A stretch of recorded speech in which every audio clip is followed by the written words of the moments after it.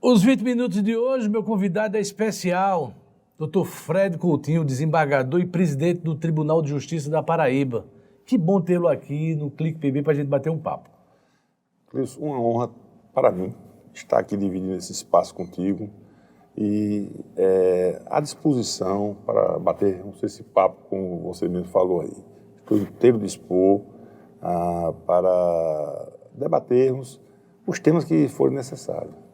A partir de agora, a gente tem 20 minutos no cronômetro para trocar ideia com o Dr. Fred. Vamos conversar. O senhor vem do Ministério Público, com experiência de promotoria, vem do interior, vai pingando para parar na capital e, de repente, se torna desembargador.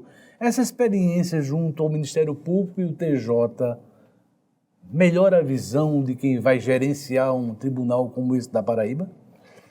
Na verdade, assim, a nossa história, ao se formar nos formamos na Universidade Federal da Paraíba, logramos e conquistamos logo a carteira da OAB. Então, a gente foi advogado, não com muita atividade, mas desenvolvendo alguns trabalhos, fizemos júri como advogado, e em seguida, em 94, logramos êxito no Ministério Público.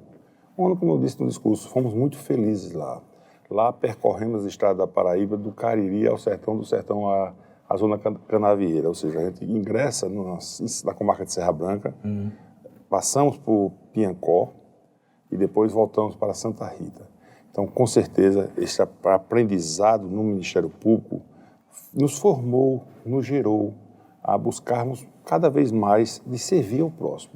Então, com isso, a gente, nós juntamente com outros aguerridos promotores, lutamos para que o promotor fosse candidato a Procurador-Geral de Justiça.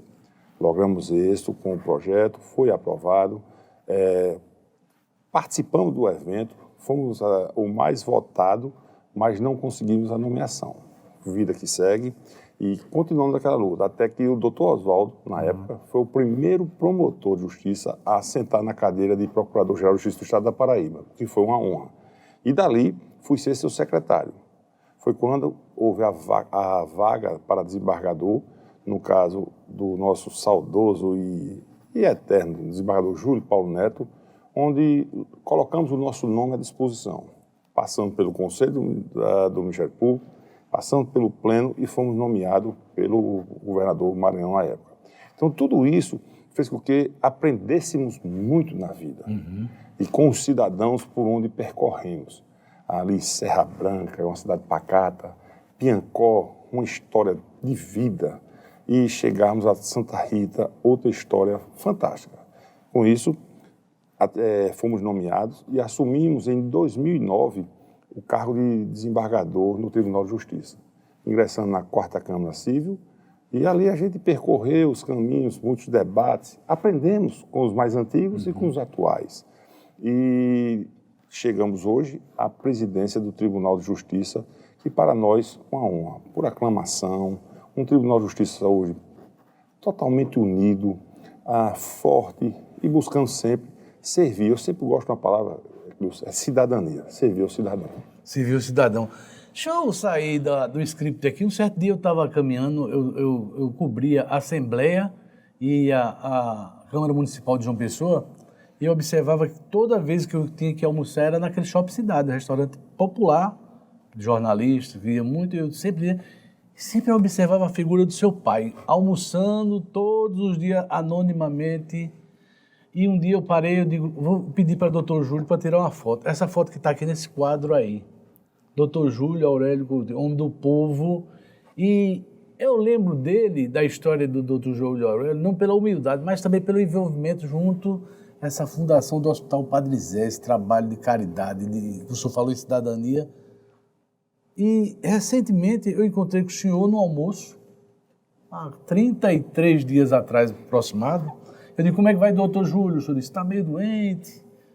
E ele veio a falecer, completa 30 dias amanhã.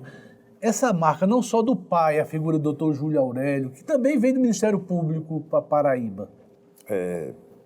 Meu pai era um homem diferente, emociona até falar de meu pai. Para mim, o meu tudo, um exemplo em tudo, um exemplo de simplicidade, de servir ao próximo, de generosidade. Era uma pessoa diferente. Não era apegado a poder, bens, não. Era só para servir. A sua história é belíssima. A história do meu pai, ele dizia que o maior título que ele tinha, e agradecia todos os títulos que adquiriu na vida, mas o maior título que papai tinha, ele não cansava de dizer, era ser testamenteiro de Padre Zé Coutinho. Papai era sobrinho de Padre Zé, que o nomeou como testamenteiro naquelas obras. Obras fantásticas. Quem conheceu o Padre Zé Coutinho, estudar a história de Padre Zé Coutinho, é uma história belíssima, riquíssima. Verdadeira. Era um homem que nasceu para servir, um homem que foi riquíssimo e que abdicou tudo, renunciou a tudo, engenhos, casas, fazendas, bens, para ir pedir esmola para o próximo. E aqui ele fundou o Instituto São José, salvo engano, em 1935, e ali abrigava quem? Abrigava aquelas pessoas necessitadas que vinham do interior, dando curso, dando estudo. E aquela obra foi seguida por meu pai de forma informal como testamenteiro, com o Padre Juarez e tantos outros que fizeram construir o milagre daquela obra. Então, assim, para ele era a maior obra que se tinha na vida. E ele era isso, Pius, como você disse, era um homem simples, de não poder pegar um ônibus, de alimentar sozinho no shopping, sem segurança. Sem gente para chaleirar.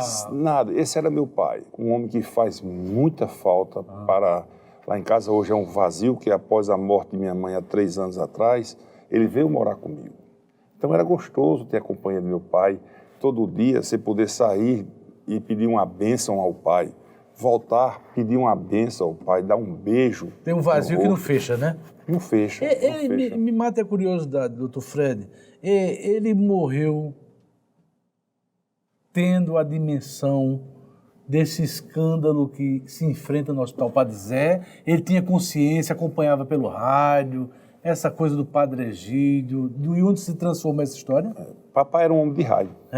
De amanhecer na madrugadinha, e já ligar o radinho e ouvir aquelas notícias. Tanto que uma simbologia muito forte na hora do enterro, quando vai sepultar o corpo no caixão, o meu irmão levou o radinho dele e o colocou em cima do caixão, dizendo, pai, leva a nossa comunicação aí com o senhor, a sua vida. Então, ele sabia o que estava acontecendo? Faleceu sabendo, lamentando muito. Decepcionado. Porque a obra do Padre Zé Coutinho não é uma obra rica, é uma obra de milagre. De milagre, é verdade. É uma obra de servir ao próximo, da pobreza mesmo. E a gente via, assim, algo diferente, certo? Mas aí veio o tempo e o próprio tempo julgou. E trouxe o que toda a Paraíba conheceu, lamentavelmente, certo? Isso, porque a instituição, o nome Padre Zé não merecia aquilo. Não, jamais. Não merecia passar por aquilo, mas é dessas falhas que se constrói o futuro. E tivemos uma bênção de Padre George ter sido designado. Jorge Batista. Isso, e dar continuidade à obra de Padre Zé, à obra do milagre. Do ponto de vista jurídico, está próximo da solução, o senhor acredita, ou ainda vai e tem apelação, vai para frente? Eu acredito que está tramitando. Eu tenho acompanhado mais pela imprensa, certo? Até para não se envolver não me envolvo com isso aí, não me envolvo. Tanto quando chega alguma ação que é relativa ao Instituto São José ou alguma do Padre Zé, eu me averbo suspeito ou impedido, dependendo da situação. Mas, assim, eu creio que deva estar tramitando dentro dos padrões. E, se tiver culpa, que pague. Se for inocente, que absolva. Mas está tendo todo o direito à ampla defesa, né, ao contraditório, e também, assim, tem a fase recursal, que porventura possa vir, é direito de todos, e ninguém é considerado culpado antes de um trânsito julgado de uma sentença condenatória. Vamos pular para outro assunto, que toda vez que eu vou no Almedão, eu lhe vejo lá como torcedor do Botafogo. Às vezes sofre, às vezes... Eu tenho até umas imagens do Botafogo. De onde é que vem essa paixão pelo Botinha do Amor? Do meu pai. Seu pai? O meu pai... Lhe levava para o campo desde criança? É assim? Desde criança, antes do Almedão, na Graça Antiga. O Almedão de 75, né? 75. Nós fomos para aquela inauguração. Nós estávamos lá naquela até fatídica. Você teve aquele teve uma fato. bomba, aquela coisa. Corre, pessoas caem no fosso, com pessoas com perna quebrada, mas graças a Deus tudo superou. Então, a partir dali, nasceu a paixão de Francisco, que é meu irmão mais velho, eu como o segundo, e Edu, o terceiro, todos são magistrados. Todos botafoguenses. Todos botafoguenses. Cada um. E agora a gente, assim, transmitiu para os nossos filhos. Ah, que legal. A minha filha, hoje, é mais apaixonada do que eu pelo Botafogo. Assim, eu vejo uma simbologia muito forte do Botafogo com a cidade. Assim, tivemos perto de subir para a Série B, que seria um ganho muito grande para toda a estrutura da capital. Na década de 80 a gente viu melhor o Botafogo, não foi? Era fácil escalar um meio campo com Nicásio e Eduardo Magno, que derrotou o Flamengo no auge no Maracanã. E ali eu estava em Jaguaribe recebendo uma multidão, o clube chegar vitorioso daquele. Era como se fosse um título da gente. A população em Jaguaribe recebendo o clube do Botafogo após a vitória do Flamengo. Então, foi assim, são recordações fantásticas. Então, a paixão vem do meu pai, que transmitiu para nós o amor pelo Belo. Vamos agora para o TJ, o Tribunal de Justiça da Paraíba. Como é que os magistrados, os funcionários, o TJ em si, tem se preparado com essa tecnologia? Porque é uma coisa, há 20 anos atrás, você ia atrás de um processo físico, e agora a gente tem inteligência artificial. A gente tem uma coisa que a gente acorda e não sabe o que é que vai acontecer. É verdade. Assim, eu digo muito, Clius, que com a pandemia, o futuro chegou no presente de forma antecipada. Certo? Então, ninguém estava preparado para os acontecimentos com a pandemia. Tanto é que houve a inovação, várias inovações surgiram. A transformação do papel, ou seja, do processo físico, o material, em PJE, processo judicial eletrônico. Isso aí foi uma inovação. Você poder acompanhar o processo em qualquer lugar que tiver do mundo, né? Do mundo. A gente viu uma foto estranha, o próprio desembargador Ronaldo com vários processos com aquelas capas azuis, mostrando a gente como era. Hoje, lá, cada um tem sua caixa. A inteligência artificial aí, que surgiu, é uma coisa fantástica. Nós temos que adentrar nela. Quem não adentrar numa inteligência artificial está fora do mundo social. É uma nova realidade. Essas ferramentas já começam a auxiliar dentro do... Totalmente. Isso aí vai ser um investimento assim, frequente da nossa gestão. Um investimento muito forte na diretoria de tecnologia a gente vai fazer, certo? E aparelhar cada vez mais para que os juízes também tenham esses materiais à sua disposição. O TJ mandou para a Assembleia um projeto de lei das varas especiais de organizações criminosas, que até hoje ainda adormeceu lá. Como é que na sua gestão o senhor vai administrar, gerenciar essa coisa das facções, as facções que é uma ameaça, isso em todo o Brasil, agora saber da Paraíba, tanto as facções criminosas como as facções políticas também. Qual é a intenção nossa, Wilson? É fazer uma reestruturação administrativa. Então, para isso, contando com o apoio de todos os desembargadores, todas as embargadoras, magistrados, servidores e servidoras, nós vamos fazer o quê? Vamos adentrar na nossa loja, a Lei de Organização Judiciária Estadual, e ali darmos uma nova feição, atualizarmos o nosso Poder Judiciário, a nossa era. Então, com isso, pode ter certeza que essa temática que você está trazendo agora vai estar sendo enfrentada nessa nova estrutura. Então, lamentavelmente, hoje a gente o que mais assiste são essas facções. Verdade. E o Estado tem que se organizar contra o crime organizado. O crime se organiza e muitas vezes aparenta muita força. E usa inteligência, não é aquele crime organizado de antigamente, do Lampião, né? Hoje é o tempo. E agora você puxou um assunto que é interessante. Além disso, eu venho defendendo, desde que eu ensinava em sala de aula, nós não podemos mais manter essa legislação assim, que não condiz mais com a nossa realidade. Eu vou dar um exemplo que já dei. Código Penal, 1940. A sociedade de 40 é a de hoje? Não. O jovem de 40 não é o Não é o jovem de de hoje. hoje. Então, a gente tem que pensar em mudanças nessas legislações, com uma verdadeira atualização. Código Penal, Código de Processo Penal, um Código Penal de 40, Código de Processo Penal de 41. A gente está em outra era. A lei, que eu dizia muito, a lei era do 14 bis, a gente hoje já está no espaço diferente. No foguete que dá ré, né? Do foguete que dá ré. Então, é outro tempo, outro mundo. Então, na minha visão, a primeira mudança que devia ser feita, mas com muita força, seria a reformulação dessas legislações. E a gente depende do político, na escolha de um bom voto, né, para fazer essas mudanças. Eu sempre digo, quando o maior título que a gente tinha é o título da cidadania. Verdade. No momento que a gente aperta aquelas teclas e ouve aquele som, a gente ali está dando uma procuração em branco. Um cheque em branco, como a gente falava quando tinha cheque. Pronto, um cheque em branco para um político. E ali ele vai nos representar. Então, se a gente acerta na escolha, ganha a sociedade. Se nós erramos na escolha, perdemos todos nós. Ultimamente, a gente aumentou o número de desembargadores. Era quase insuportável o número de processos dividido. Eu fui dar uma pesquisada agora, São Paulo tem mais de 350 desembargadores. Com esse gás que foi dado agora com novos desembargadores, isso facilita e dá celeridade aos processos. É como eu sempre também digo, a gente tem que agradecer a gestão anterior e reconhecer o trabalho desenvolvido pelo desembargador João Benedito da Silva, pois enfrentou e teve a coragem de trazer matérias que não eram trazidas ao pleno. Às vezes com medo, né, da repercussão, era o que era? Não, às vezes... Aumentar número? Não, às vezes até questões, às vezes, orçamentárias. Orçamentária também. E são momentos. Então, o tribunal estava precisando, sim, da sua ampliação. E foi um momento histórico, também tenho dito isso, disse lá no pleno, a coincidência não é a providência. Quando se cria 7, volta-se no tempo e o tribunal começava com 7 desembargadores. E hoje, com a chegada desses novos desembargadores, essa nova estruturação, facilitou muito nos julgamentos. Ou seja, nós estávamos com um volume muito grande de distribuição de processos.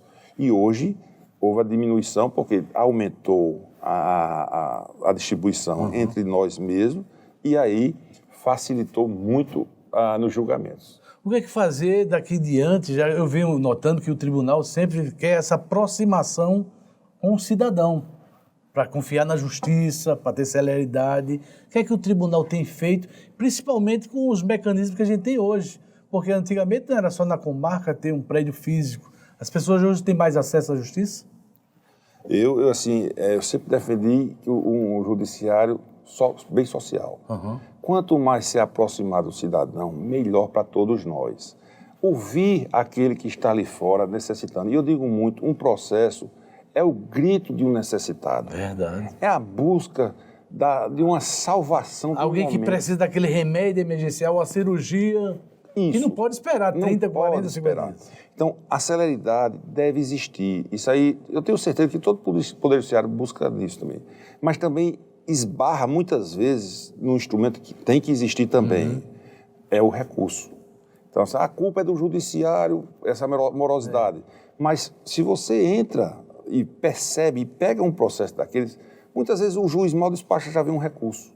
É suspensão. Existe um excesso de recurso no Brasil, né? Porque às vezes prescreve penas. Na minha visão, com todo respeito, o recurso é um instrumento indispensável para a existência do bom processo. Mas não pode haver o quê? Um excesso de recursos. Então, se isso acontecer de uma reformulação geral, pode ter certeza que os processos caminharão mais rápido ainda. A minha conversa de hoje com o desembargador Fred Coutinho. Eu tenho um prazer enorme de conhecê-lo, tê-lo aqui no Clique PB. O senhor agora tem 1 minuto aí para falar com o povo da Paraíba o que esperar do TJ nesses próximos 2 anos, senhor, na frente da gestão. Inicialmente, eu agradecer esse espaço, parabenizar pelo Clique PB e o Clique TV, né? Assim, isso aí é um empreendedorismo muito forte, ter coragem de fazer nascer essas sementes e plantar as sementes. E o que esperar do judiciário? Esperar, acima de tudo, muito trabalho. A nossa gestão vai ser voltada pela continuidade administrativa da gestão do desembargador João Benedito, e aonde estivermos falhando, eu tenho dito e disse isso no discurso, vamos procurar acertar cada vez mais. Porque eu sempre digo, o judiciário aqui está para servir, mas servir bem a todo cidadão. Porque não há um judiciário forte com um cidadão insatisfeito. Nós temos que buscar sempre, cada vez mais, servir bem e melhor o cidadão paraibano. Muito obrigado, doutor Fred. Um prazer. E vocês acompanhem aí no Clique PB essa conversa.